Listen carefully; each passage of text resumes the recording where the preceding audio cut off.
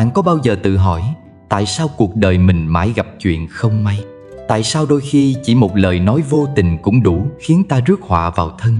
Và có khi nào bạn tự hỏi vì sao có những người luôn sống trong bất an, bệnh tật triền miên hay gặp tai họa không ngờ? Tất cả những điều đó có thể không phải ngẫu nhiên. Có những thứ vô hình nhưng mạnh mẽ hơn cả số phận.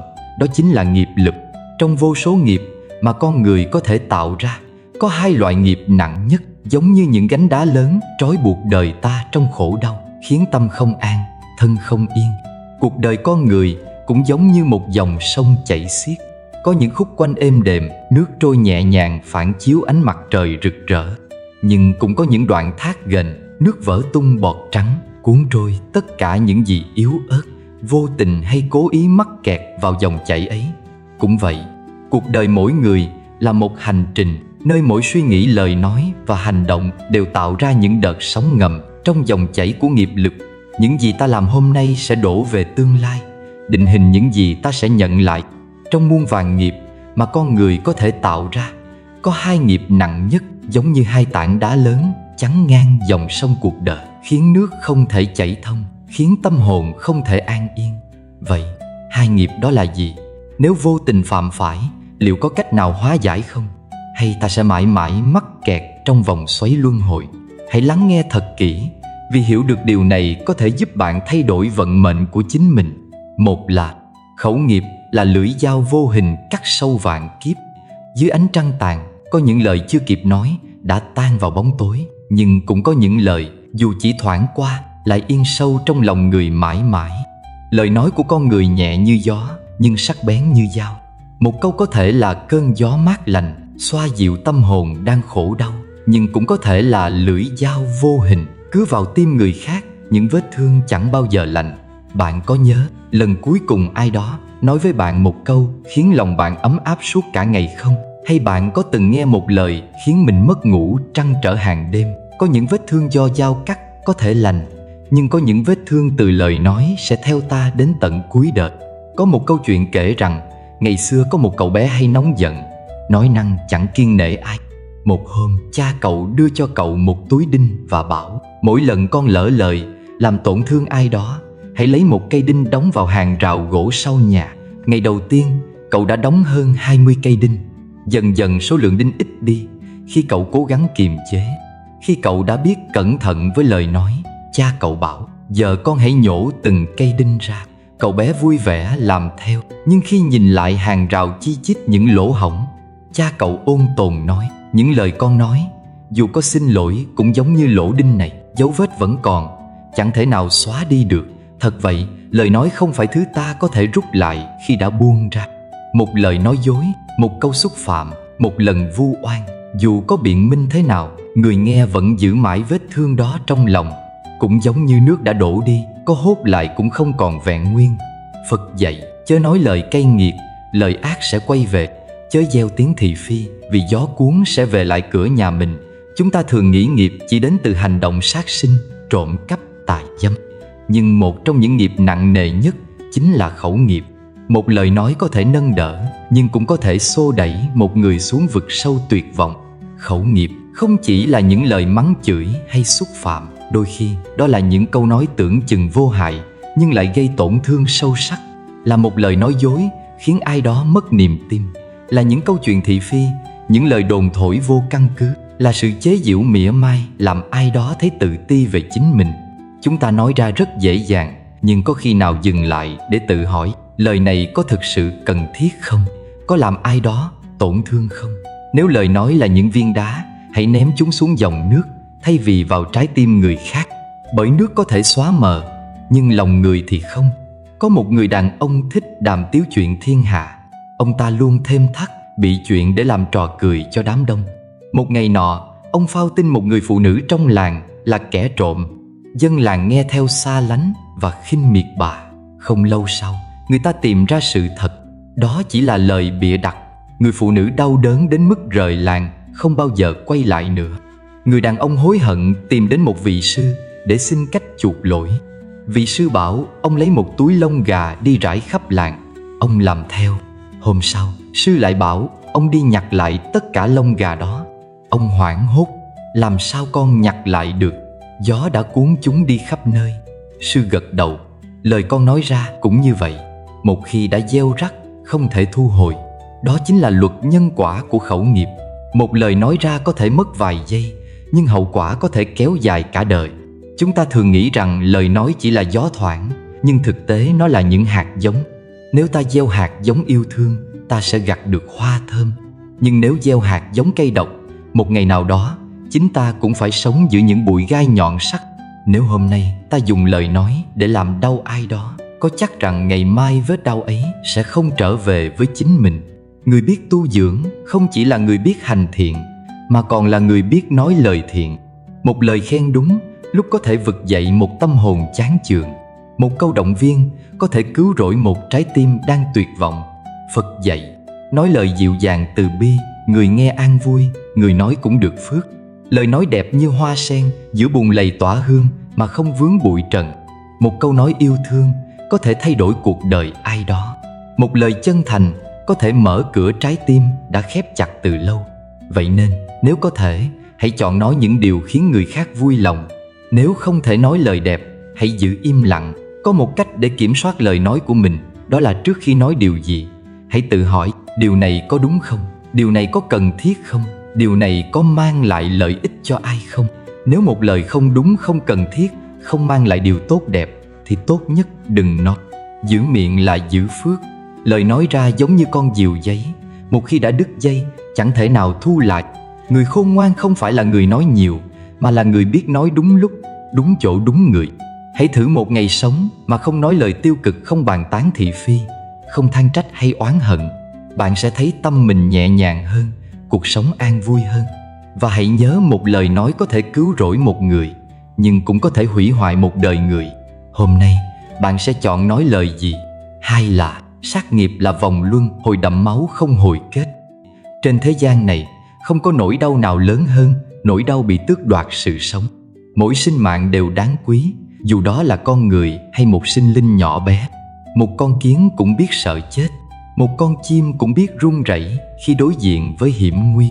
Một con cá vùng vẫy trong lưới cũng mang theo sự hoảng loạn tột cùng. Nhưng con người vì thói quen, vì dục vọng, vì sự vô tâm, đã tự cho mình quyền sinh quyền sát, đã không ngần ngại lấy đi mạng sống của muôn loài để thỏa mãn khẩu vị, để phục vụ lợi ích cá nhân, hay đơn giản chỉ vì sự vô minh che lấp. Phật dạy, tất cả chúng sinh đều sợ hãi trước đau đớn, đều trân quý sự sống như nhau. Hãy đặt mình vào vị trí của chúng, ta sẽ không còn nhẫn tâm. Khi một sinh linh bị giết hại, nỗi đau của chúng không chỉ dừng lại ở thân xác bị tổn thương, mà còn là sự oán hận, sự tuyệt vọng. Một con bò bị trói chặt chờ đến lượt bị giết, ánh mắt nó đầy sợ hãi, nhưng chẳng ai bận lòng nhìn. Một con lợn kêu la trước lưỡi dao, những giọt nước mắt rơi xuống, nhưng chẳng ai thấu hiểu. Một con cá bị đập đầu trên thớt, miệng vẫn há hốc vì thiếu không khí, nhưng chẳng ai động lòng. Tất cả những sinh linh đó đều không muốn chết, nhưng con người vì lợi ích của bản thân mà xem mạng sống của chúng như không hề đáng giá. Nhưng liệu có thực sự là không đáng giá không? Chúng ta nghĩ rằng giết một con vật là chuyện nhỏ, rằng nó chỉ đơn thuần là một phần của quy luật sinh tồn. Nhưng luật nhân quả không vận hành theo suy nghĩ của chúng ta. Mỗi giọt máu rơi xuống là một món nợ. Mỗi sinh linh bị giết hại là một dây trói buộc chúng ta vào vòng nghiệp báo. Một người ngày ngày giết mổ, tay nhuốm đầy máu, liệu có thể có một cuộc sống bình an? Một người nuôi dưỡng sự sống bằng việc tàn sát, liệu có thể tránh được quả báo của bệnh tật tai ương? Có câu chuyện kể rằng, một người đồ tể cả đời giết mổ, về già mắc bệnh ung thư, đau đớn tột cùng. Ông ta thỉnh một vị sư đến để cầu an, mong hóa giải nghiệp chướng. Vị sư lặng lẽ nhìn ông một lúc rồi hỏi, lúc ông cầm dao giết mổ, ông có nghĩ đến sự đau đớn của con vật không? Người đồ tể im lặng, nước mắt rơi xuống. Trong đầu ông chợt hiện lên hình ảnh của hàng nghìn con vật ông từng giết. Khi đó, ông mới hiểu rằng những cơn đau nhức hành hạ ông lúc này chẳng khác nào nỗi đau mà những con vật ấy đã trải qua. Ông gieo nhân nào, giờ đây nhận lại quả ấy. Nhiều người nghĩ rằng sát nghiệp chỉ là giết người hoặc giết động vật một cách trực tiếp. Nhưng trên thực tế, sát nghiệp rộng hơn nhiều. Sát nghiệp bằng hành động, giết người, giết động vật, tàn sát rừng xanh, hủy hoại môi trường sống của muôn loài. Sát nghiệp bằng lời nói, xúi giục người khác làm điều ác, kích động bạo lực, gây thù hận, gieo rắc đau khổ cho người khác. Sát nghiệp bằng suy nghĩ, sự oán hận, ác tâm muốn sát hại người khác, muốn chứng kiến kẻ khác đau khổ. Nhiều người không trực tiếp giết hại sinh linh, nhưng lại bỏ tiền ra để người khác làm thay, và vẫn cho rằng bản thân mình không tạo nghiệp. Chúng ta đi chùa cầu bình an, nhưng trên mâm cỗ cúng vẫn có đầy xác sinh linh. Chúng ta cầu sức khỏe, nhưng miệng vẫn nhai nuốt thịt chúng sinh. Chúng ta muốn cuộc đời an vui, nhưng lại tiếp tay cho việc giết hại mỗi ngày. Chúng ta cứ mãi hỏi, tại sao tôi lại bệnh tật triền miên? Tại sao cuộc đời tôi luôn gặp trắc trở? Tại sao gia đình tôi hay có những chuyện buồn đau, mất mát?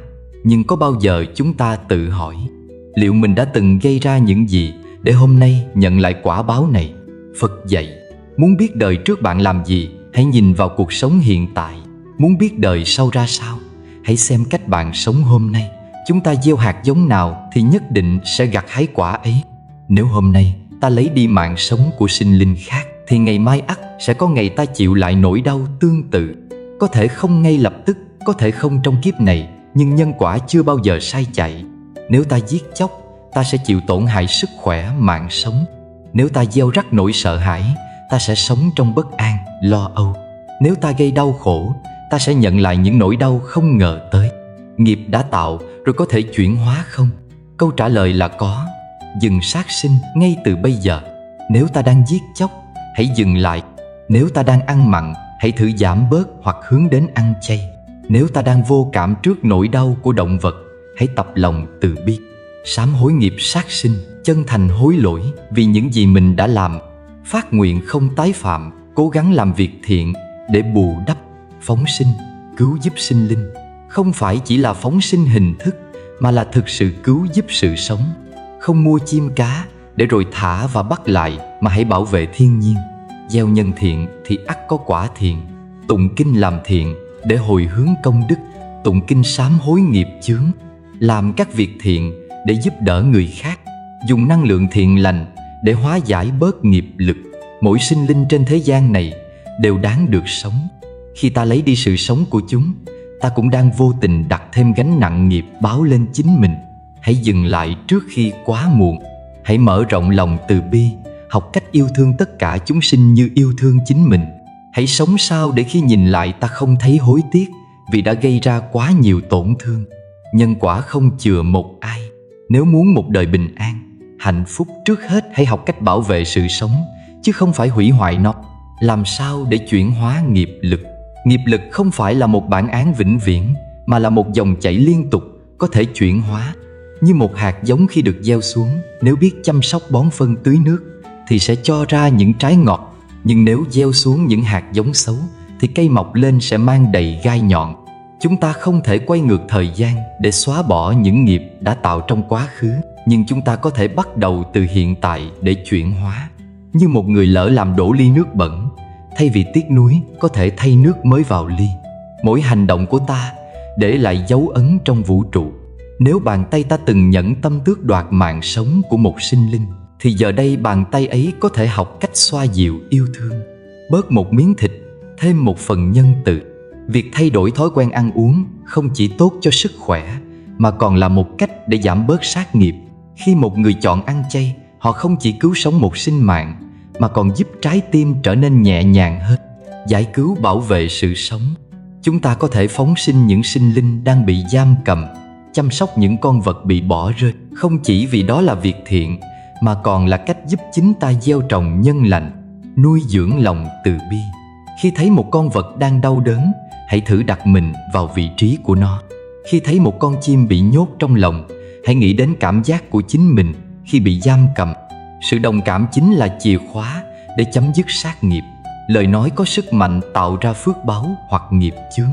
Một lời lành có thể cứu rỗi một con người, nhưng một lời ác có thể giết chết một tâm hồn. Nói lời từ ái không làm tổn thương ai. Khi cảm thấy tức giận, hãy hít một hơi thật sâu trước khi nói. Bởi đôi khi một câu nói vô tình có thể khiến người khác đau lòng cả đời. Không bịa đặt, không nói dối. Những lời dối trá dù nhỏ đến đâu cũng có thể dẫn đến nghiệp báo không lường trước được. Hãy luôn giữ lời nói chân thật vì sự thật là nền tảng của một tâm hồn thanh thản. Dùng lời nói để gieo hạt giống tốt, khen ngợi người khác khi họ làm điều thiện, động viên người đang đau khổ, an ủi người đang buồn bã. Đó là những cách để dùng lời nói chuyển hóa nghiệp. Sát nghiệp không chỉ nằm ở hành động mà còn nằm trong suy nghĩ. Khi ta ôm lòng hận thù, căm ghét muốn làm hại người khác, thì ngay trong tâm ta đã tạo nghiệp. Buông bỏ oán thù, nuôi dưỡng tình thương. Nếu ai đó làm tổn thương ta, hãy nghĩ rằng đó là nghiệp của chính mình và họ chỉ là người đến để giúp ta trả nghiệp. Khi ta tha thứ, ta giải thoát chính mình. Thực hành thiền định, giữ tâm thanh tịnh. Một tâm hồn tràn đầy tham sân si sẽ chỉ tạo thêm khổ đau. Thiền định giúp ta quán chiếu, soi rọi lại chính mình và từ đó biết cách hành xử đúng đắn hơn, giúp đỡ người khác để hóa giải nghiệp xấu. Khi ta làm điều tốt, ta không chỉ giúp người khác mà còn giúp chính mình bù đắp những sai lầm đã gây ra. Một giọt nước từ bi có thể hóa giải cả biển nghiệp chướng. Không có con đường nào để rũ sạch nghiệp nhanh hơn là con đường hành thiện. Khi ta đã từng gieo nhân xấu, ta có thể cố gắng tạo ra nhiều nhân tốt để cân bằng. Làm việc thiện với tâm chân thành. Không phải cứ làm từ thiện là có thể xóa hết nghiệp, mà quan trọng là làm với tâm nào. Nếu giúp đỡ người khác chỉ để mong cầu lợi ích cho mình, thì nghiệp ấy vẫn chưa thực sự được chuyển hóa. Gieo hạt giống tốt mỗi ngày. Một nụ cười, một hành động nhỏ như nhặt rác, giúp đỡ người già, chăm sóc động vật cũng có thể trở thành phương tiện để tạo nghiệp lành.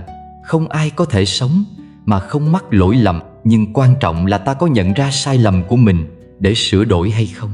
Dòng sông vẫn có thể đổi dòng nếu biết tìm hướng chảy đúng. Đêm tối có thể chấm dứt khi mặt trời lên. Cuộc đời cũng có thể thay đổi nếu ta quyết tâm chuyển hóa từ ngay bây giờ. Bạn sẽ chọn tiếp tục tạo nghiệp hay dừng lại để gieo nhân lành. Chuyện kể rằng người đồ tể buông dao thành Phật. Ngày xưa tại một ngôi làng nhỏ, có một người đàn ông làm nghề đồ tể.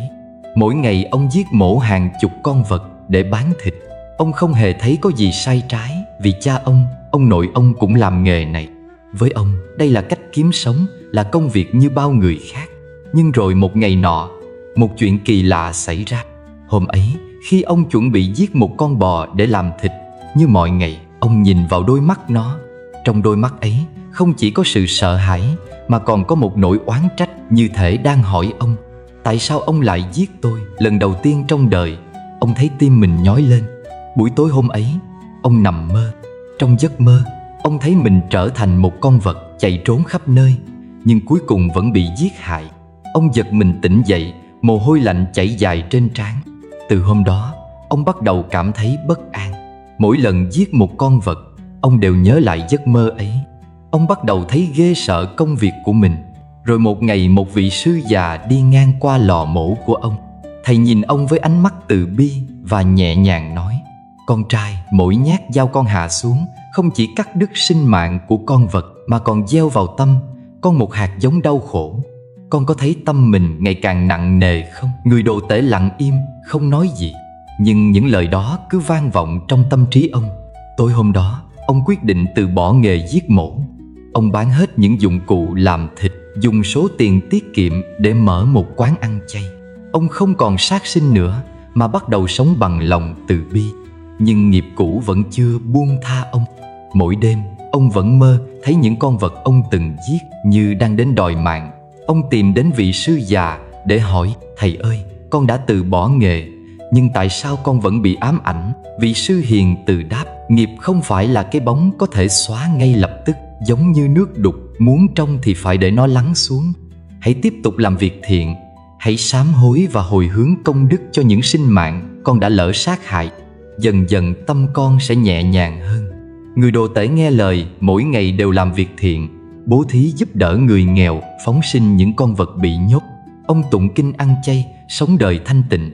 Nhiều năm trôi qua, những cơn ác mộng dần biến mất. Ông không còn sợ hãi, không còn day dứt. Trái lại, ông thấy lòng bình an hơn bao giờ hết. Và rồi vào một buổi sáng, ông ngồi thiền dưới gốc cây, nhắm mắt lại mà nở nụ cười an nhiên. Ông đã thực sự chuyển hóa được nghiệp của mình. Nghiệp không thể trốn tránh, nhưng có thể chuyển hóa. Như người đồ tể năm xưa, chỉ cần một ý niệm thức tỉnh, chỉ cần một quyết tâm thay đổi, thì bóng tối cũng có thể tan biến. Sát nghiệp không chỉ nằm ở hành động giết chóc, mà còn có trong từng lời nói cay độc, từng suy nghĩ oán hận. Khi ta biết dừng lại, biết quay đầu, thì nghiệp dữ sẽ không còn đeo bám. Cũng như dòng nước đục, nếu ta không tiếp tục khuấy động nó, dần dần nó sẽ lắng xuống, trở nên trong veo. Hôm nay, ngay trong giây phút này, ta có thể chọn thay đổi. Không quan trọng ta đã từng làm gì, mà quan trọng là từ bây giờ ta sẽ làm gì. Liệu ta có dám buông bỏ những thói quen xấu, những lời nói tổn thương, những hành động gây nghiệp? Hãy nhớ, mỗi ngày đều là một cơ hội để bắt đầu lại. Nếu bạn thấy video này ý nghĩa, hãy để lại một bình luận để chia sẻ suy nghĩ của mình. Bạn có tin vào luật nhân quả không? Bạn đã từng chứng kiến ai chuyển hóa nghiệp lực của mình chưa? Hãy cùng thảo luận nhé. Đừng quên nhấn like, chia sẻ video đến những người thân yêu để cùng nhau gieo duyên lành.